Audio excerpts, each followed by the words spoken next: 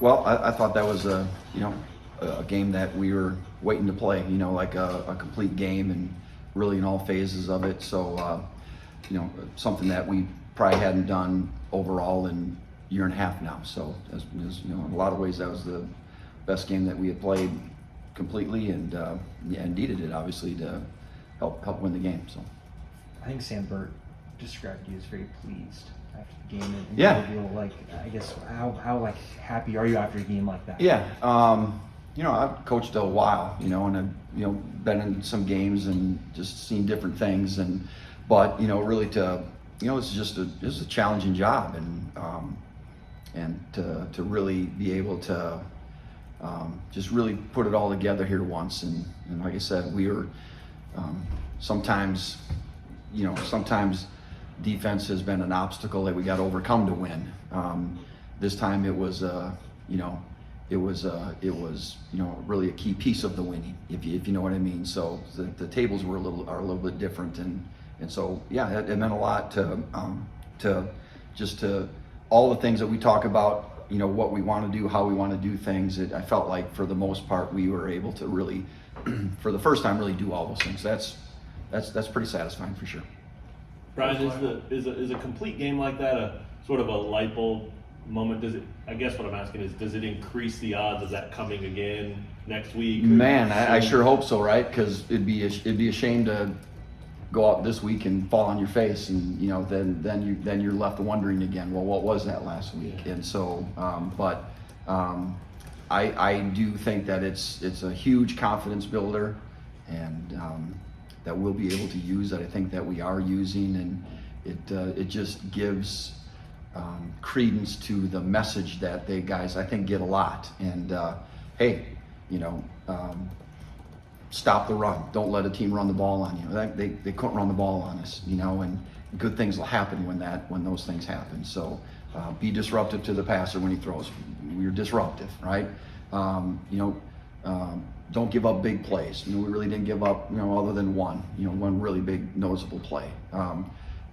When they get down knocking on your door, get stops, field goal attempts, don't give up touchdowns. So, all those things that we talked about were really kind of came to fruition, and just play physically. We were really physical up front, and I still consider Iowa State a very good team, and I thought we knocked them around, and we hadn't really been able to play that way against a quality opponent, so I was really happy about that. Was that the best your defensive line has played all season? I think without a doubt, yeah, overall, without a doubt. So, and I would say that maybe for every position kind of came together. There was just some plays in there that, there's just plays that needed to get made. Craig Young needed to tackle that, that guy in space out there on the sideline, and he did, and Kenny Logan needed to make some of those plays that he made, the break up that pass in the end zone, where if he doesn't, it's a touchdown. Those plays got to get made, and the guys really stepped up and really made those big plays. Coach Leipold commented yesterday about how the experience that you two especially have shared of many years of playoff football, where it's just big game, stacked on top of each other. Yeah. And sort of informed the way that you've learned how to coach football and approach, preparing through the course of the season. Could you sort of address those experiences and how they? Yeah, I certainly do. Think it does. Obviously, different time, different level, all those kind of things. But yet, you kind of got to be on point every week, and because there's another game coming, and so it really, to me, it's not trying to get too high or too low. Too high when things are going great, thinking that all right, we got this solved. We can just assume that it's going to happen again. It's just not the way I'm built, and I don't think that's the way that we're built here. But also when things maybe don't go your way, it's not, it's just not. It's more just be steady and what's next, right? So whatever, 5 o'clock the next Sunday morning, and just get up and come in the office and let's get ready for TCU. So it's just kind of that on to the next, and keep it at a constant, steady, high level, and approaching that way, and just never really feel like you've arrived, and never really feel like you've figured it all out, right? Just humble, hungry, keep going forward. The next game, the next thing is what's most important. So I think those are things I've probably learned over the year, and that kind of probably fits my personality a little bit anyway. So I hope that we take that on and can perform at a high level this week too. Brian, what about TCU? What do you see from them on film? Well, probably what all you see if you watch them, they're really a great offense. I said I don't know really what their weaknesses are. They're really fast. They're really athletic. They got length at the receiver spot. They got good speed at the receiver spot. Their running backs run hard. They run well. Quarterback is just making all kinds of plays, and offensive line looks solid and good, and like they're not going to make mistakes. I don't think they've just been big play after big play, and really on the year they've averaged whatever. First and second down, they average almost 10 yards a snap on running the ball. So nobody's really stopping them consistently at all. And just you put on a big play tape, and it's through whatever 4 games they played, they got about 80 big plays in 4 games. So that's impressive to me. And they're not schematically, it's not like they're doing something different than anybody else that, man, we just can't figure this out. They're just really executing their things at a pretty high level, and they've got tremendous skill to do it. So that's probably a different kind of challenge than, we played at good athletes and good teams and all those things, but they're like just across the board, they're as good as anybody, probably better than anybody we played. And then does Duggan's running ability compound on some of that? Yeah, I mean, we found that out last year. He's really good. He's really fast.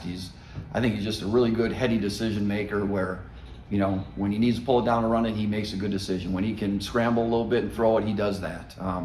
But if he gets loose, he's like a track guy running, but he's also built like a linebacker. So, that's you don't come across that very often. And I've just been really impressed with him, as well as impressed with their whole offense. And so it's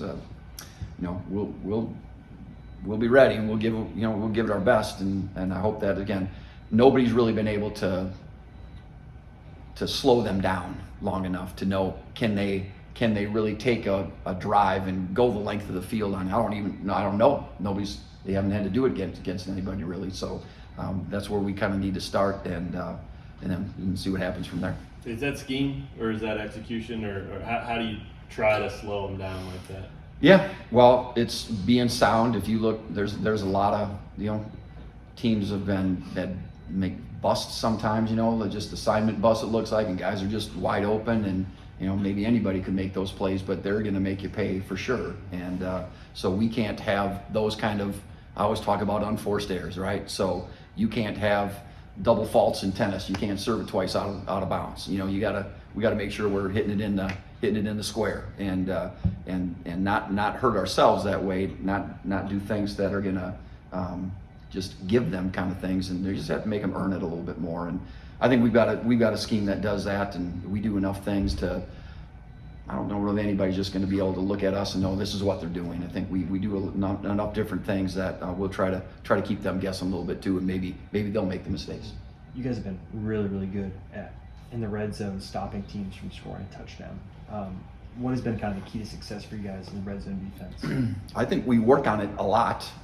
We did in fall camp. We do every week, every day. We work on it versus our O versus D periods. We work a lot of red zone stuff, so we've really put a good emphasis on it.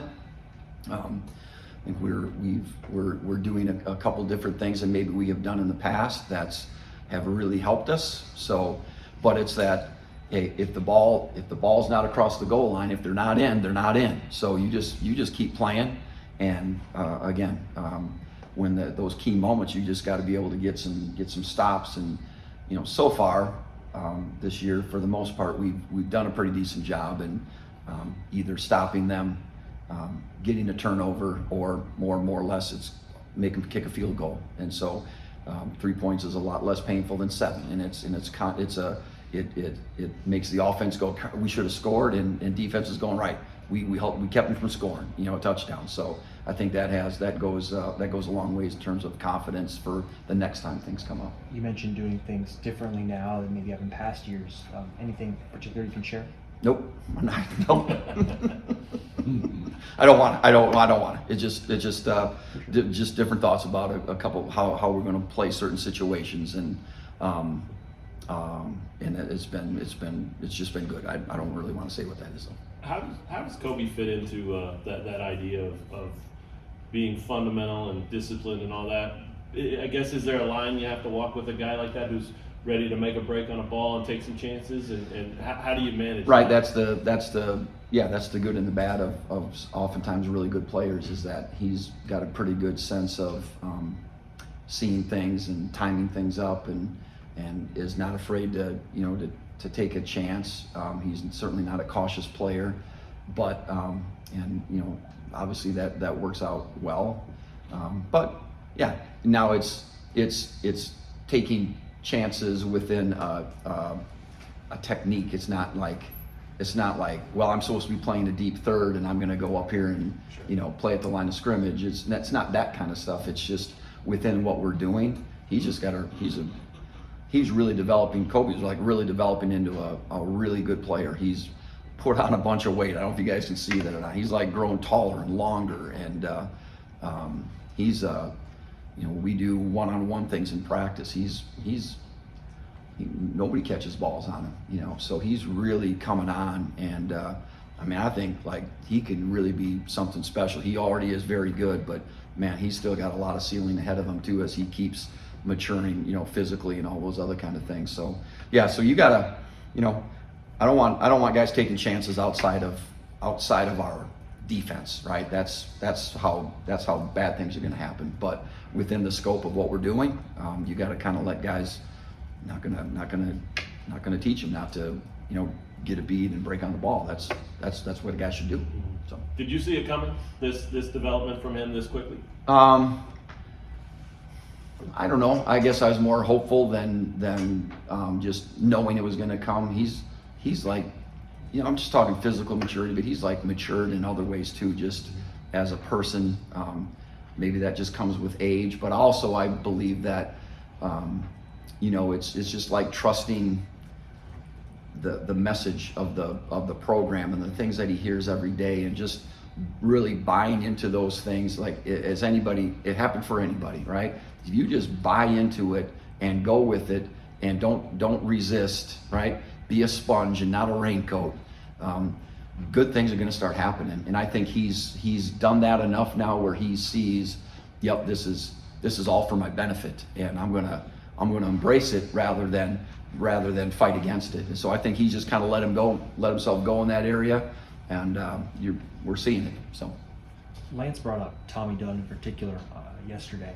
What have you seen from him in terms of his progression this year so far? Yeah, he's again, he's kind of growing up also, and he's got a super high motor.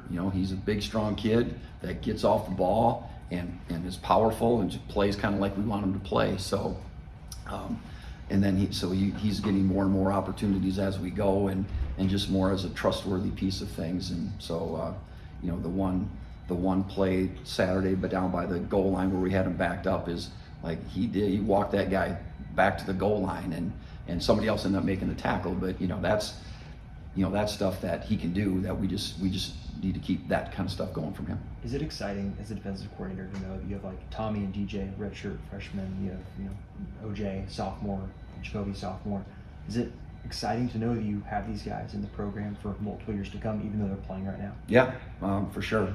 Particularly some of our defensive line. We've got a number of seniors too, so it's good to have those other pieces that are contributing now, but really will be really ready to step more into the limelight into next year. And last year we played a bunch of the OJs and those guys, and even Kobe's, when they weren't ready to play. They just had to play, and now they're much more ready to play, and they've got the experience. So I feel like we can keep building off a good nucleus of those guys, and hopefully continue not just for this year's thing, but an every year kind of a thing. Anything else for Coach? Thank you, Coach. Yep. Thanks, Coach. Thanks, Brian. Yep.